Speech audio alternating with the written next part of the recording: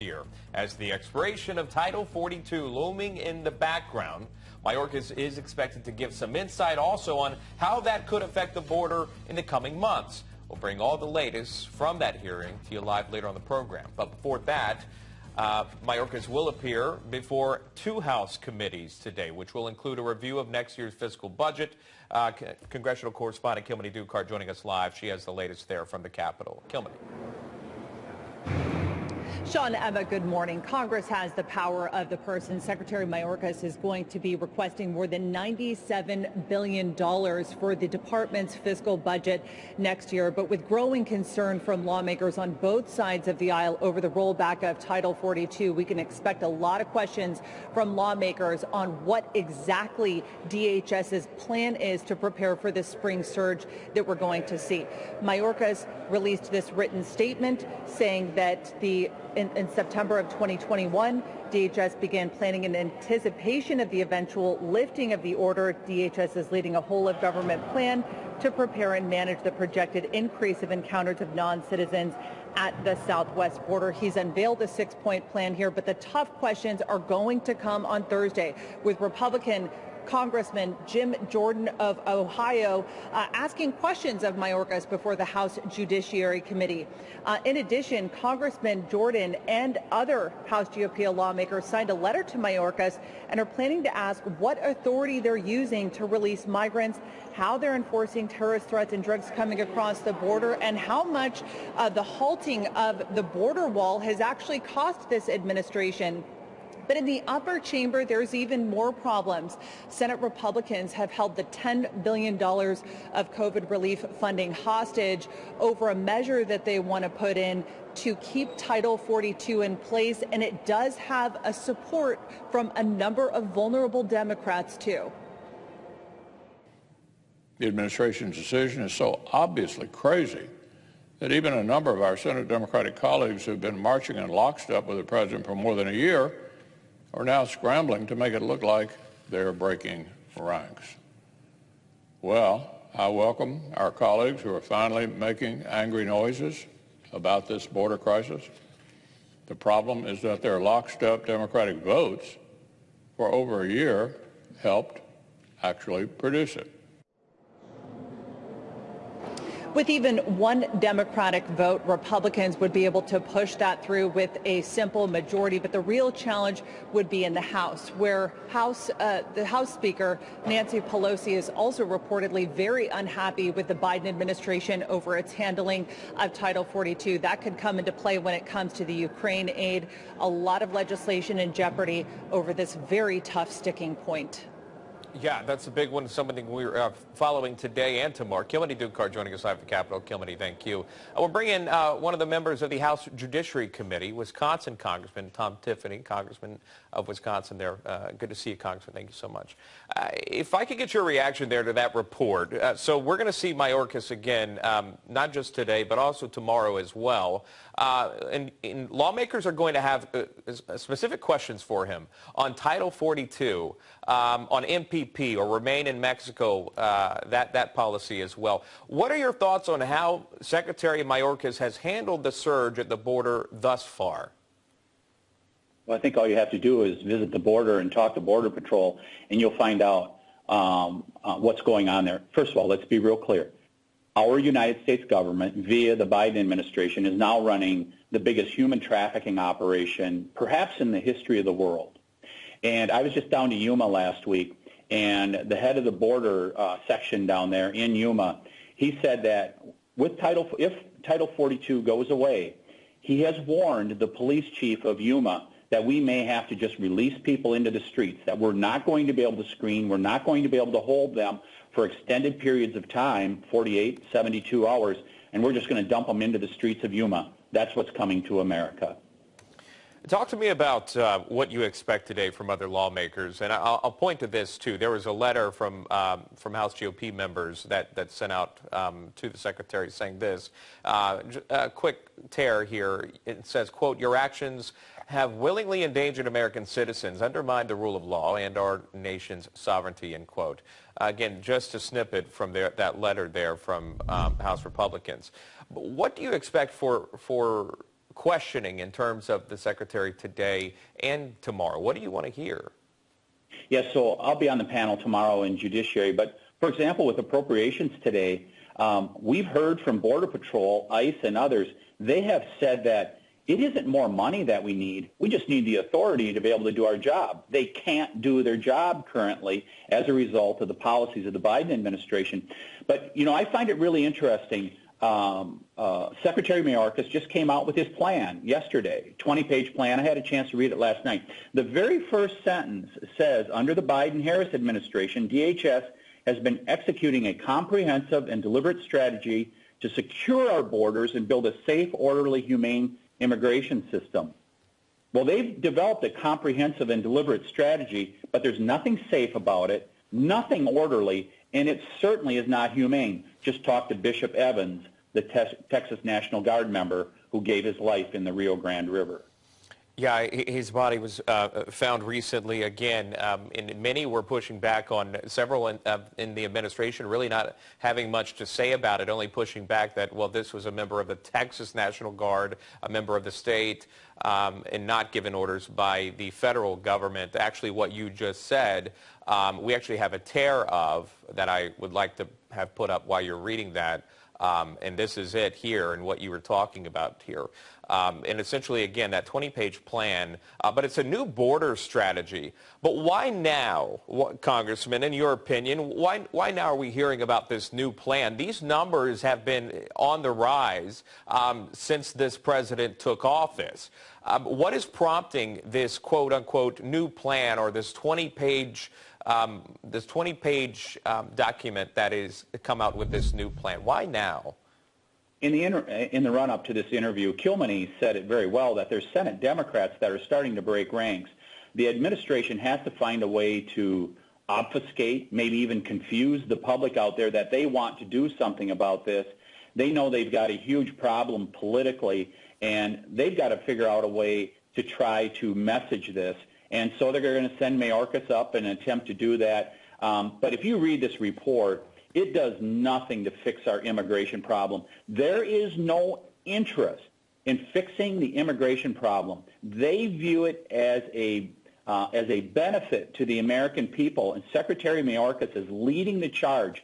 This is deliberate. This is what they're attempting to do. And the American people, the message we need to deliver to them is that the harm that's coming to America, increased crime, increased drugs, increased sex trafficking, that's what's coming to America. I'll show you this from CNN because it is somewhat bipartisan here. You know, many speculate, does that have to do with midterms, et cetera? And here's just a quick tear. Swing state Democrats turn on Biden over Title 42 border decision. And there are several Democrats, including Congressman Cuellar, and it seems to be that do care about implementing some plan at the border to stop this surge here. What are your thoughts? Have you spoken to other congressmen, congresswomen across the aisle that do know this is a problem for the United States and it does need to be fixed, albeit Title 42, MPP, or new policy? What's been true, that's been going on for a number of years now, is that some of the people that portray themselves as center-left in the Democratic Party, they're scared to death of the far left, and we've seen it. The far left, the open borders advocates, they are apocalyptic right now. They want an open border policy to continue, and they will beat down anyone, not just Republicans, but Democrats also, that break ranks with them. All you have to do is look at Senator Hassan in New Hampshire. She's taking a beating right now from the far left socialist wing of the party. And so they're scared to death of saying anything at this point. They know it's wrong, but they won't do anything about it, and the American people suffer as a result of their inaction. Especially the border states there, as we've spoken with residents in those areas there in Texas, Arizona, et cetera. I know you'll have your chance tomorrow to ask your line of questioning. We look forward to that and hearing that as well. Congressman Tom Tiffany, thank you so much. Yeah, pleasure to join you this morning. You too. Appreciate that. Talking about the border right now, the encounters rising for months, as we were just talking about with Congressman. Even this, the cartel making their presence known as the migrant crisis reaching a fever pitch while Title 42 set to end in May. And reports show that these smugglers may only become more bold as more practices at the border fall to the wayside, rather. We'll bring in our border correspondent, Jason Jones. He's joining us live here with the latest on that. So you just heard me speak with the congressman there, Jason. Obviously, Mayorkas is going to be in the hot seat for a couple of days, but that's in Washington. What's happening there on the border?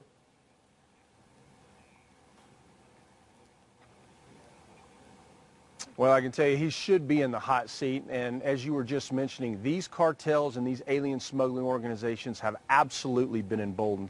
In the last 6 months, you've had over 1 million apprehensions, according to U.S. Customs and Border Protection data. Now, we're embedded all week with the men and women of the Texas Department of Public Safety's Elite Aircraft Division in West Texas as they're conducting Governor Abbott's Operation Lone Star to try to secure the southwest border as best they can as they deal with a massive influx in people. And to give you an example exactly what we're talking about, how emboldened these alien smuggling organizations have been, take a look at this video yesterday that these guys ended up trying to locate a group of 7. They ended up apprehending them, but what they learned is that you had 5 individuals that were Mexican citizens, 2 Hondurans, all had paid $1,500 to the alien smuggling groups.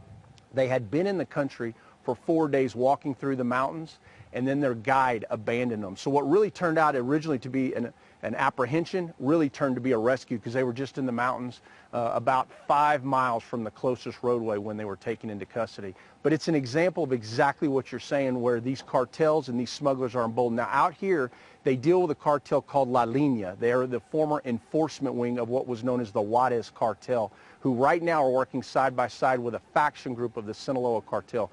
But I can tell you, they just got their intel brief for this morning. We're fixing to deploy in these helicopters behind us. And I don't want to tell you the actual number of groups as of right now, but there are many of them all around us. So we're going to be deploying here shortly to show you exactly what's happening on the ground all week long as these men and women are trying to hold the line as this invasion of people are just poured into the country. And one last thing I just want to say to you, and that is that you're hearing a lot about the perception that what's going to happen if Title 42 ends. The data shows us very clearly that people are coming right now. You can already see it. And when I'm down here on the ground and we're talking to these people, what they're telling us is that all the alien smuggling organizations, the Mexican cartels, and the long-haul smugglers are telling everyone all the way down to South America, if you want to go to the United States, now is the time, and that's why we have so many backed up in the pipeline trying to make it here now. But we're going to show you what's happening down here this week, so stay tuned. There is a temporary stay on Title 42, though, again, simple fact, we don't know how long that will remain in place. But according to Jason there, it doesn't seem like it matters much for those coming. Jason Jones, live there in Immigration is going to be a major topic ahead of the midterm elections. And really today, Homeland Security Secretary Alejandro Mayorkas is testifying on Capitol Hill. Yeah, we're going to listen into those hearings, but they come just 2 days after a judge delayed the White House's plan to end Title 42 next month. Joining us now with reaction, our panelists, Turning Point USA contributor Isabel Brown. Also with us, GOP strategist Julio Rivera, alongside former director of press communications for the Trump 2020 campaign, Aaron Perini. Panelists, great to see you here. Before we get to sort of what we can expect for the hearings today, Isabel, if you could just react to that report that Mike Carter brought us. Again, these sort of flights of migrants overnight, not much details that we can gather. What do you make of it? I wish I was surprised by this policy, Emma, but unfortunately I am not do the same thing over and over in this cycle with more dignity than what they treat the American people with. It's incredibly disturbing, and I think it's going to come back and haunt them with this midterm election coming up in November and in 2024. Yeah, Julio Rivera, as you've seen and we've reported on, this isn't the first time we've seen migrants transported in the dead of night. This isn't the first time we've seen a spike in numbers. We know that more than 220,000 encounters happened in the month of March alone, according to CBP. Numbers continue to climb, expected when Title 42 is lifted at some point. Julio, how does that play into today's hearing, tomorrow's hearing on the Capitol with Secretary Mayorkas? Well, I think Mayorkas is going to be doing a lot of spinning.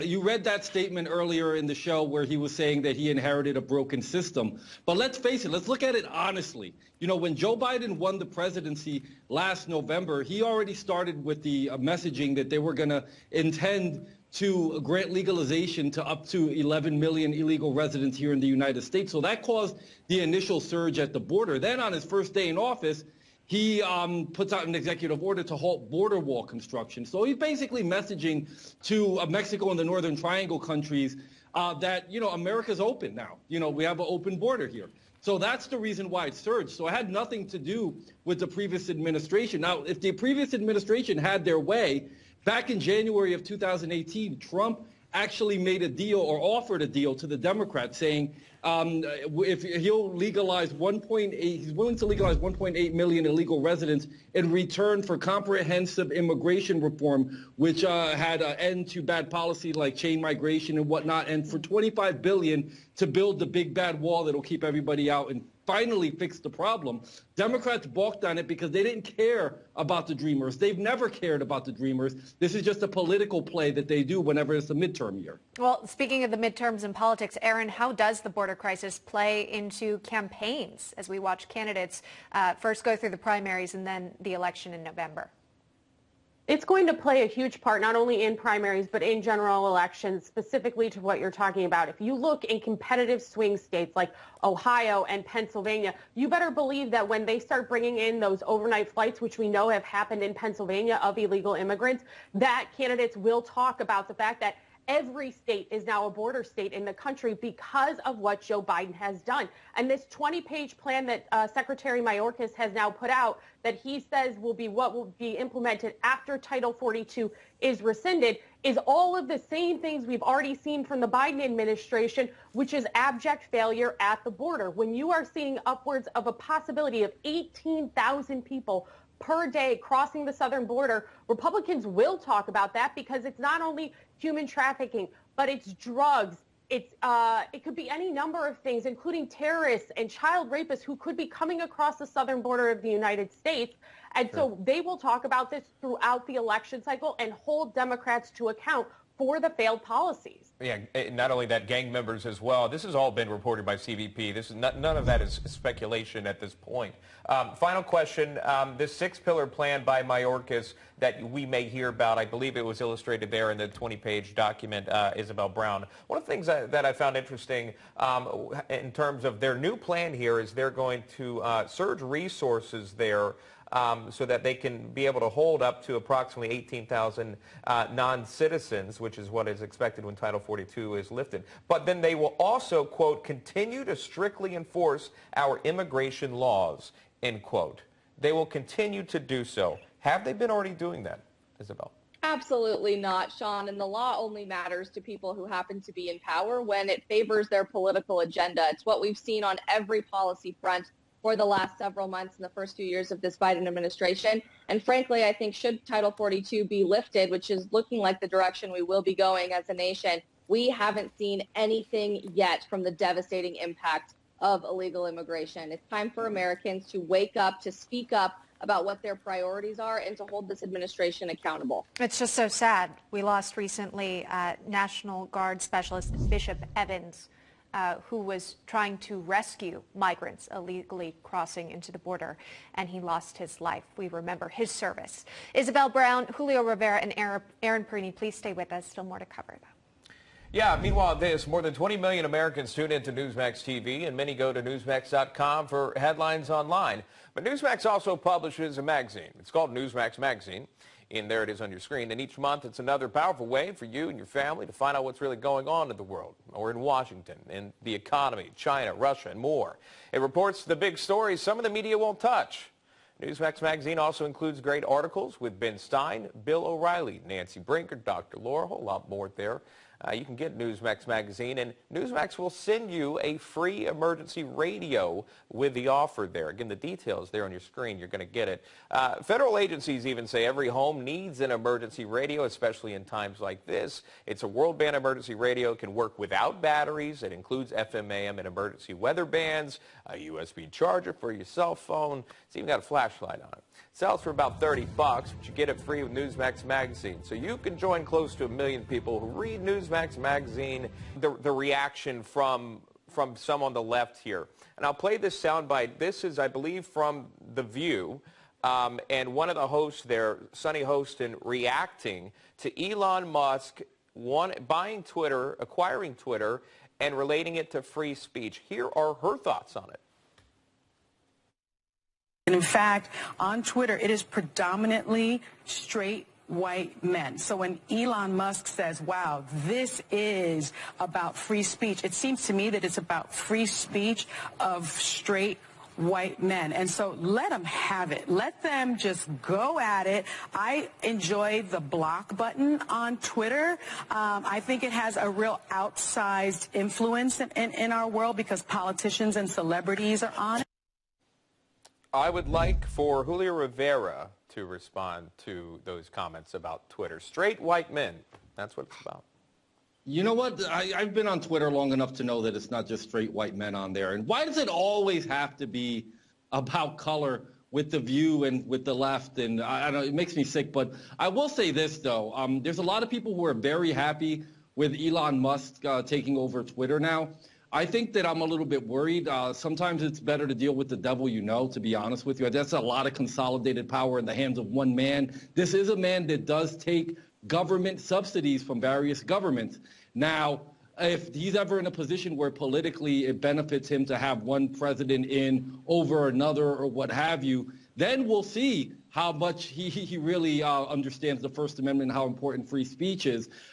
You know, and then when you talk about the transition period of Twitter, you know, most of the employees there, probably 90 to 95%, are part of the hardcore left in Silicon Valley. These are people whose political ideologies align more with 1930s European fascists than with, you know, constitutional conservatives. So there's a lot to be worried about still with Twitter. And I do just want to point out, that's network television, a syndicated show, but that's network television, a comment you may think you would have heard on cable news. That's a bigger reach right there. But here is cable news host Joy Reid and her slamming Musk and Twitter. Here's that.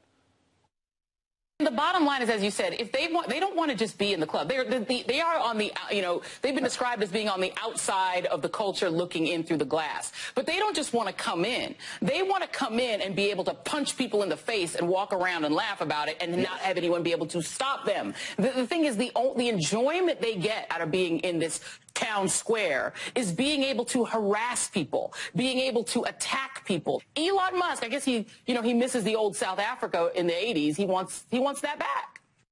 Harass people, attack people. I've got 30 seconds for Aaron and Isabel. Aaron, I'll start with you. Here's your 30.